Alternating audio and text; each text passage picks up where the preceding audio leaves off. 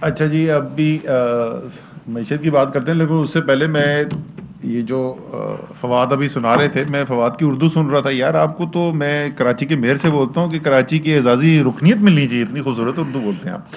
اچھا جی، معیشت کے اوپر آ جائیں جی. پچھلے چند دنوں سے جب سے وہ نیشنل اکاؤنٹس کمیٹی جو ہے اس نے اعداد و شمار پیش کیے ہیں اور انہوں نے اپنا ایک پروویژنل ایسٹیمیٹ دیا ہے کہ معیشت کا اس سال کتنا اضافہ ہوا ہے، تو بڑی دھواں اس کے اوپر بحث ہو رہی ہے. تو آج کابینہ کے اندر بھی ہم اسی کا جائزہ لے رہے تھے اور کابینہ کے ساتھ میں نے شیئر کیا کہ کیا بنیادی محرکات ہیں جس کی وجہ سے ہمیں گروتھ زیادہ نظر آ رہی ہے. اچھا، یہ اب کوئی ٹیکنیکل کو 2 اور 2 4 والی تو ڈسکشن میں نے کرنی نہیں یہاں پر، وہ ٹیکنیکل ڈسکشن بھی کی جا سکتی ہے. بنیادی طور پہ ہم نے دیکھنا ہے کہ کیا یہ جو گروتھ ہمیں نظر آ رہی ہے، جو معیشت کے اندر جان نظر آ رہی ہے، اس کی کوئی بنیاد ہے. اگر اس کی بنیاد ہے تو کیا اس دن نیشنل اکاؤنٹس کمیٹی نے جو اعداد و شمار جاری کیے وہ ایک دم سے کوئی ایسی چیز آ گئی جو پہلے ابھی کسی کو خیال ہی نہیں تھا، یا اس سے پہلے اشارے جو ہیں وہ مستقل مل رہے تھے اور اسی جو مختلف ہمارے انفرادی طور پہ جو اعداد و شمار آ رہے تھے انہی کے مجموعہ جو ہے وہ آپ کے سامنے آ گیا ہے. 2 4 بلکہ 5 6 چیزیں میں آپ کے سامنے رکھتا ہوں جو میجر ڈرائیورز ہیں جس کی وجہ سے یہ ہماری جو معیشت کی رفتار ہمیں نظر آئی ہے.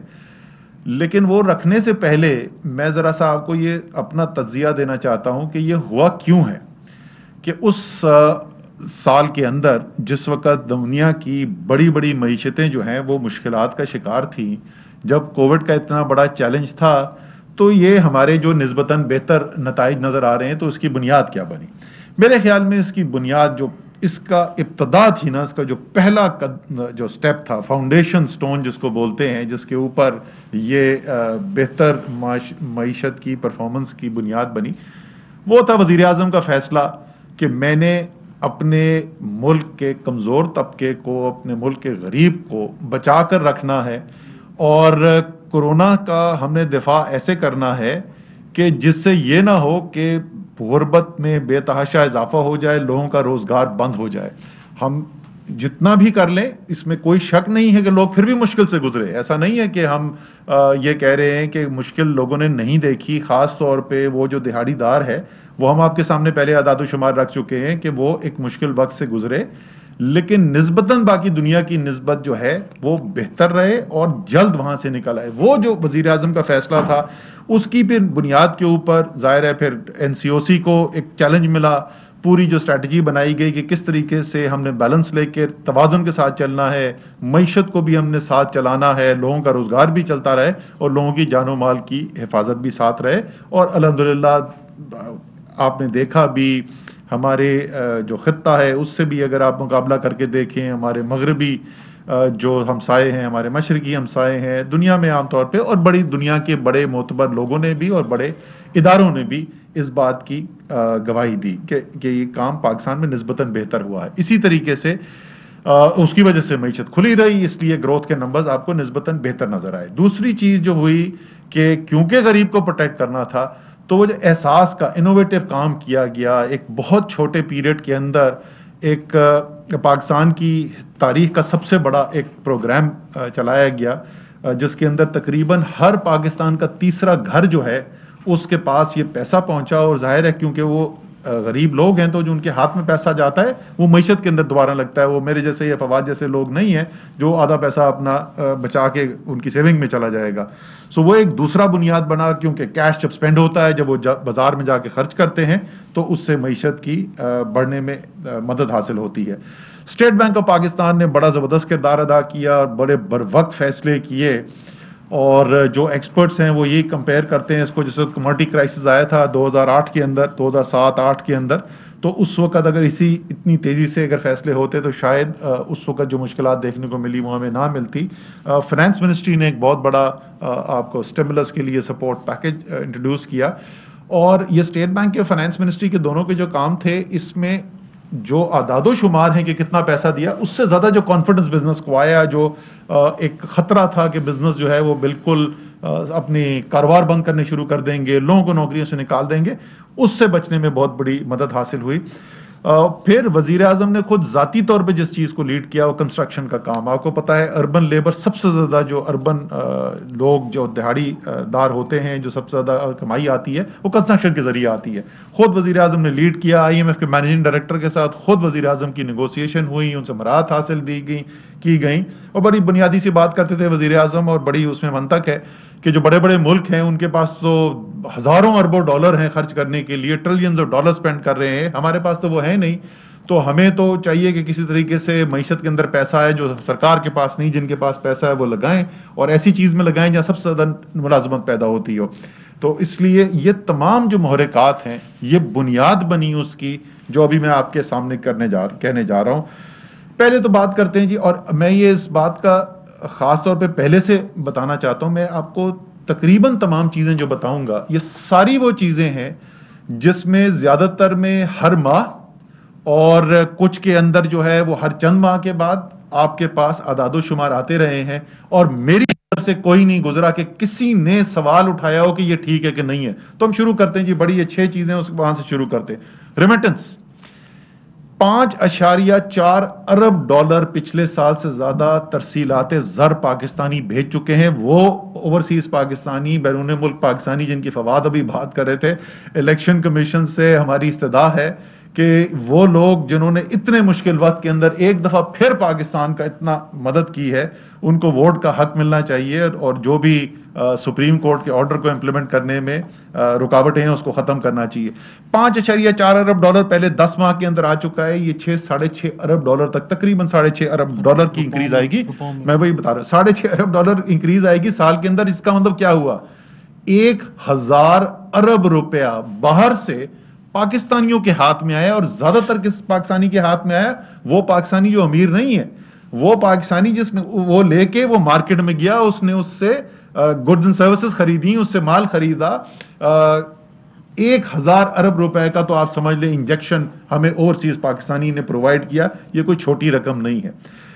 ایکسپورٹس جو ہیں وہ ابھی تک جتنی ہماری گروتھ ہو چکی ہے, سال ختم ہوگا تو انشاءاللہ آپ کو نظر آئے گا کہ 10% سے زیادہ کی ایکسپورٹ گروتھ ہے. ریمیٹنس کا ہر مہینے نمبر رپورٹ کرتا ہے اسٹیٹ بینک آف پاکستان. میں نے آج تک کبھی کسی سے اعتراض نہیں سنا کہ یہ نمبر غلط رپورٹ ہو رہا ہے.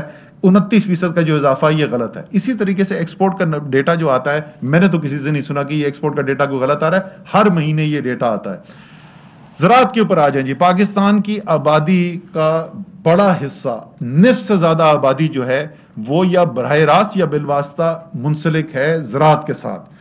5 بڑی فصلیں پاکستان کی, ان 5 بڑی فصلوں میں سے ایک کپاس واقعی میں اچھی نہیں ہوئی, ہماری پچھلے سال سے خراب کپاس کی فصل ہوئی. باقی 4 میں کیا ہوا جی, 4 میں سے 3 جو فصلیں ہیں ان کی تاریخی ریکارڈ پروڈکشن ہوئی, آج تک پہلے نہیں ہوئی تھی. گندم, پاکستان کی تاریخ کی سب سے زیادہ گندم پیدا ہوئی, پاکستان کی تاریخ کی سب سے زیادہ مکئی پیدا ہوئی, پاکستان کی تاریخ کی سب سے زیادہ چاول پیدا ہوا.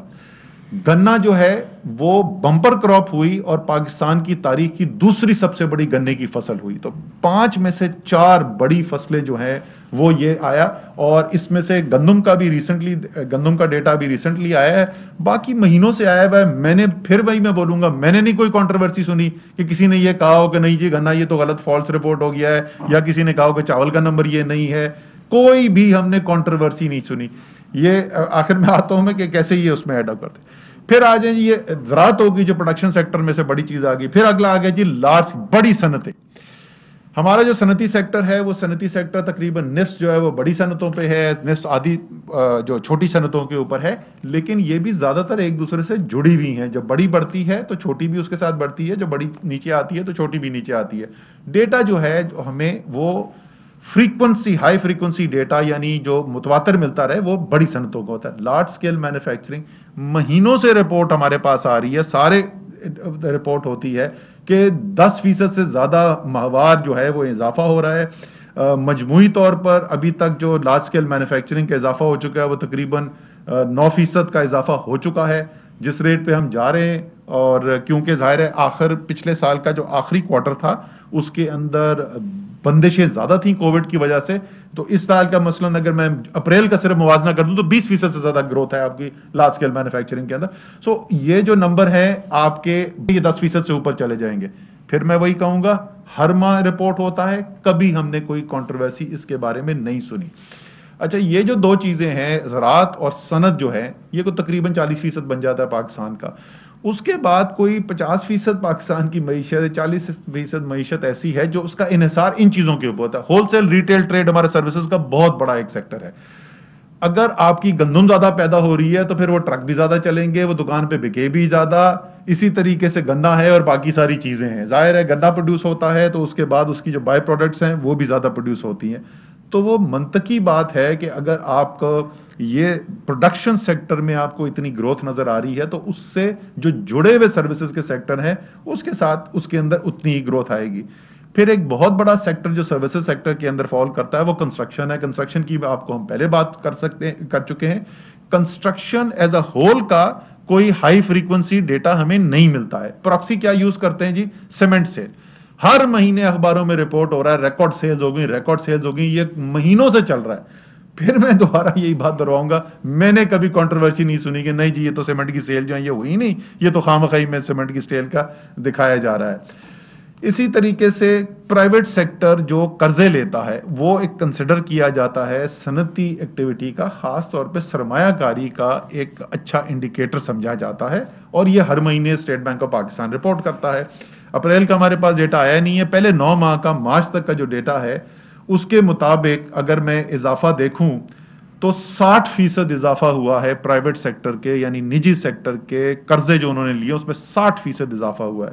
لیکن اس سے بھی زیادہ بڑی خبر یہ ہے کہ جو نجی سیکٹر سرمایہ کاری کے لیے پیسہ لے رہا ہے, یہ تو مجموعی طور پر اس نے قرضہ لیا, اس میں اس کا را مٹیریل خام مال بھی شامل ہے.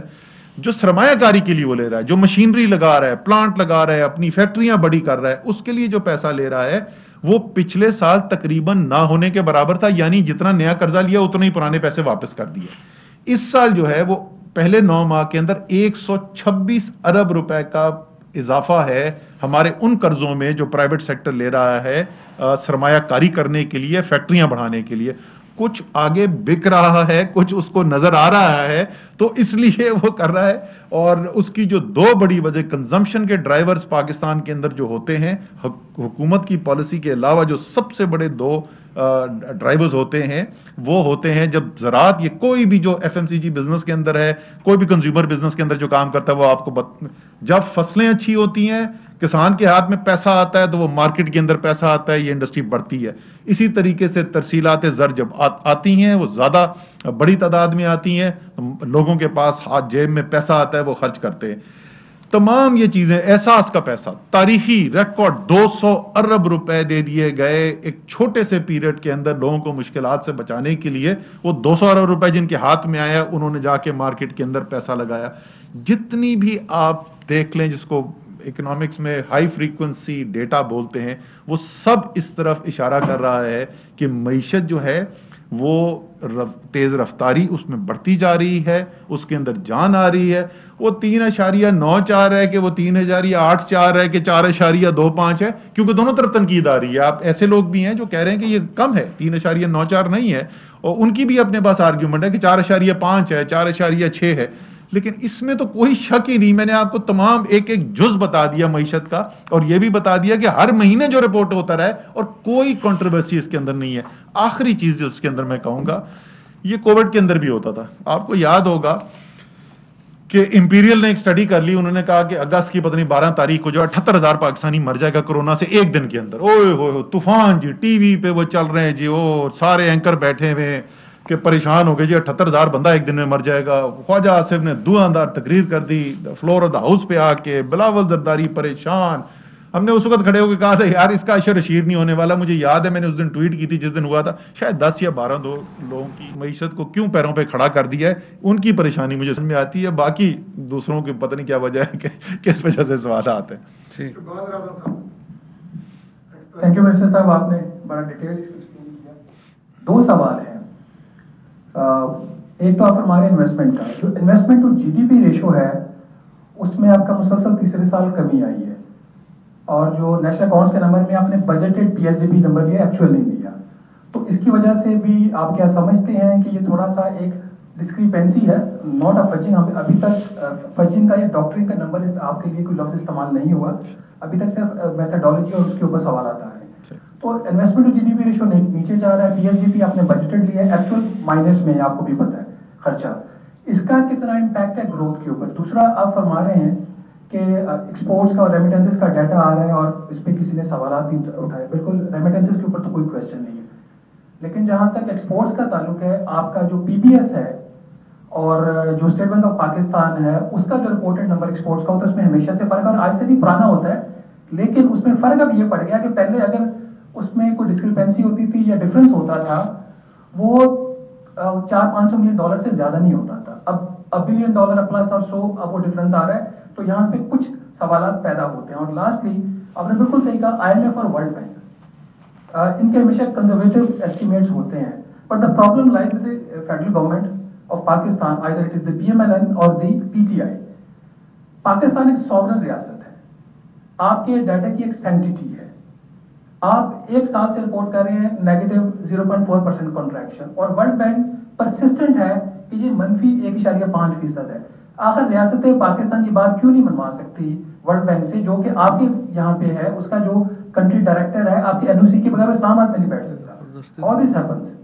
अच्छा जी, पहली बात तो ये है कि हमें कोई बाहर के ना कोई सर्टिफिकेट लेने की ज़रूरत है, और ना हमें उनको ये धमकियां देने की कि तुम्हें हम एनओसी नहीं देंगे अगर तुम हमारी बात नहीं मानोगे, करने की ज़रूरत है. हमने एक प्रोफेशनल तरीके से काम किया है, वो सामने रखा हुआ है, और वो अगर अपनी राय रखना चाहते हैं तो वो बेशक they are free to keep that. बाकी आपने एक इन्वेस्टमेंट टू जीडीपी रेशो की बात की, और दूसरा आपने बात की पीएसडीपी की. मैं इन दोनों चीज़ों पर कॉमेंट कर देता हूँ. देखिए, इन्वेस्टमेंट टू जीडीपी रेशियो आपने कहा कमी आई, वो कमी क्या आई? वो कमी आई 0.1% की. वो 15.3 से 15.2% हो गया. आपको पता है कि इन्वेस्टमेंट का बराह रास्त जो ताल्लुक होता है मईशत के साथ, वो रिलेटिवली लिमिटेड होता है. असल जो है वो उससे जो रिजल्टेंट आती है उसको आप ज़रूर समझते होंगे. आईकॉर आपको पता है, इनपुट कैपिटल आउटपुट रेशो है. इनपुट कैपिटल आउटपुट रेशोज जो हैं वो मीनिंगफुल होते हैं ओवर अ लॉन्ग रन. आप आ रहे हैं एक बड़े सख्त फिस्कल स्टेबलाइजेशन प्रोग्राम से, क्योंकि आपने मईशत को वहां पे लाके खड़ा कर दिया था कि एक साल के अंदर $20 अरब का खसारा हो गया था. जब आप जाके ब्रेकें लगाते हैं उस खसारे को रोकने के लिए, तो आपकी कैपेसिटी अंडर यूटिलाइजेशन क्रिएट होती है. तो बगैर सरमायाकारी हुए वे भी आप बड़ी लॉजिकली बड़ी स्ट्रॉन्ग ग्रोथ अचीव कर सकते हैं, बिकॉज आपके पास अनयूटिलाइज कैपेसिटी है. सो वो तो कोई इशू नहीं है, और डिफरेंशियल भी सिर्फ 0.1 का था.